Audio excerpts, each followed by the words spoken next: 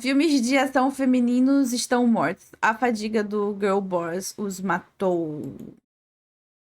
When I did my review Opa, peraí, acho que tá. of Ballerina a few days ago, the most obvious point of comparison was Furiosa, and it's not hard to see why. Both movies were female-led spin-offs from established male action franchises, both starred pretty likeable actresses playing well-rounded protagonists, both came away with Maravilhoso. solid audience scores and positive critical reviews. There was no backlash, no negativity around them, no controversies or media firestorms, no actors shooting their mouths off. Nada. It's Hollywood, baby. And yet, Nenhuma chata.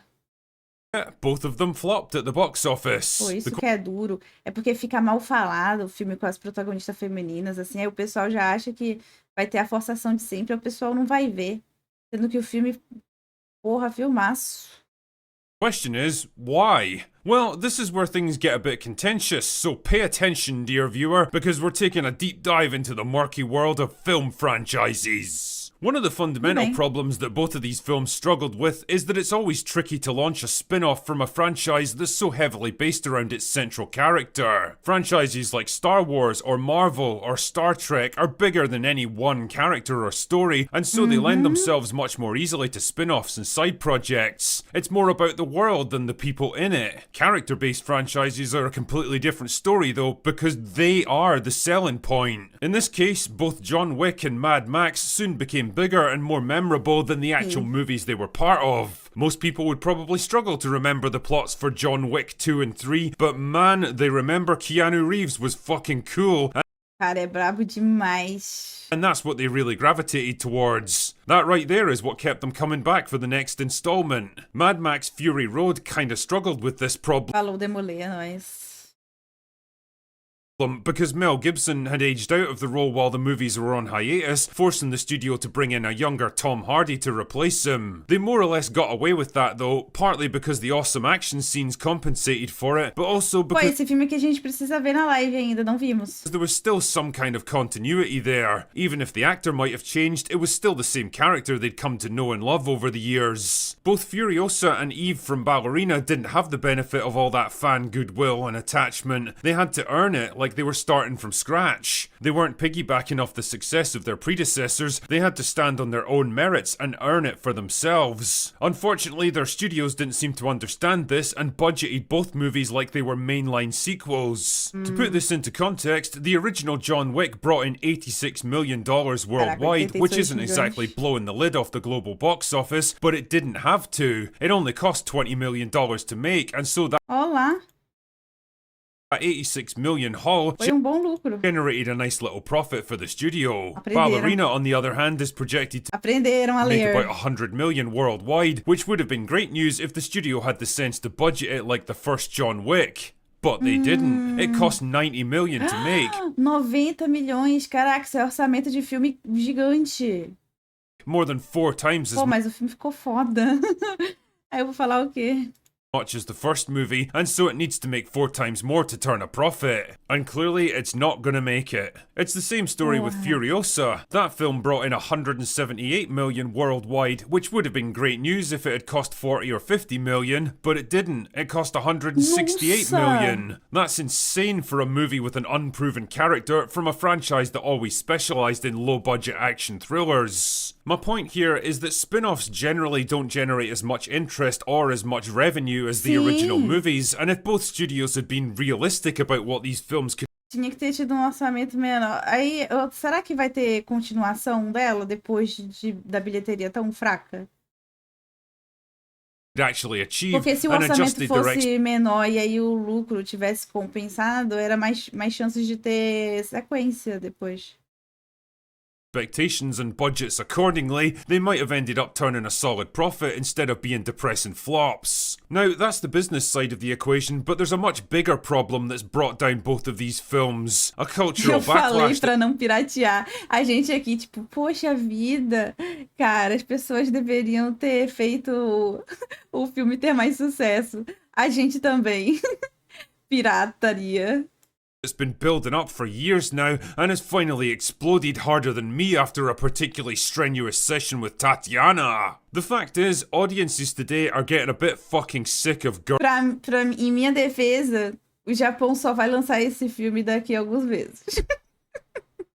E eu faço um serviço público de levar o filme para quem não tem cinema na sua cidade, tá? Esse é o serviço desse canal. É levar inclusão cultural ao povo brasileiro.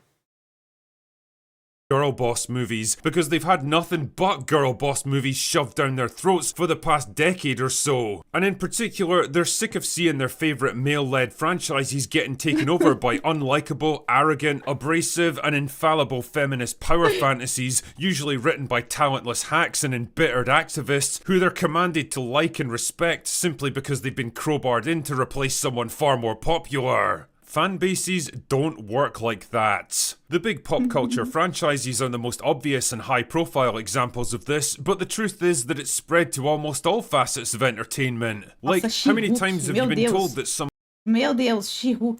old movie or TV show is getting a revival, updated for modern audiences, of course, usually followed by sneering think pieces decrying the original as a dated relic of a less enlightened time, and fawning interviews with pretentious actors up on their soapboxes about how excited they are to bring a Nossa, Mãe modern Joquita vale muito, eu assisto, é muito bom. dimension to their formerly outdated characters. Cata. How many times have you seen your favourite male heroes brought out of cold storage just so they can be mocked, belittled, outperformed, and ultimately replaced by their idealised, overpowered female superior?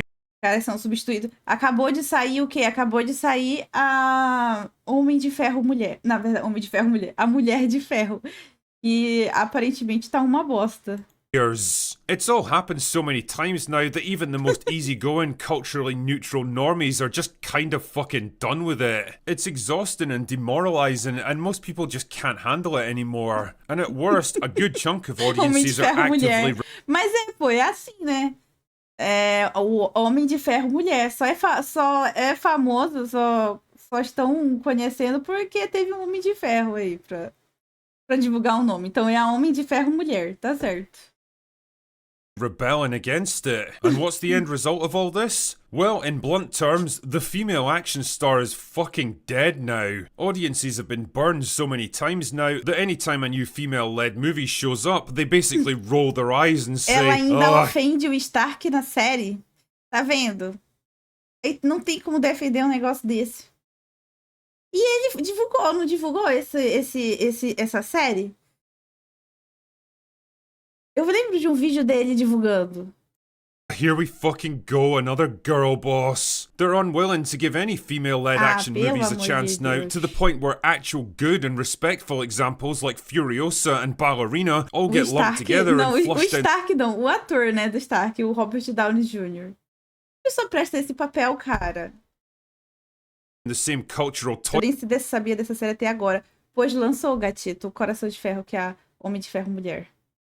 toilet bowl is the watery shite excreted by Disney, Marvel and Amazon. And when I think about it, that really is a shame, because believe it or not, there was once a time when we really did have it all. Go back as recently as the 2000s or even the early 2010s, and we had a whole bunch of established female-led franchises Pior like que Resident sim. Evil, Underworld, Tomb Raider, Olha Kill isso Bill aí. and the Hunger Games. Kill And you know Bill. what? Nobody fucking complained about them then. There were no boycotts or backlashes or cultural warfare raging around them. Nobody cared because they existed alongside male-led franchises instead of trying to replace them. There was enough room for everyone, and there still is today. The problem is that the well has been poisoned to such an extent that it's treated more like a battle to the death that only one side can walk away from, instead of a fun and vibrant genre that encourages new ideas and opportunities. One of the fundamental rules of the universe is that every action has a reaction, and if your action is to spend years shitting on male heroes just to elevate low-quality female replacements, then guess what? The Uma bosta. reaction is that audiences will stop watching what you make, whether it's good or bad.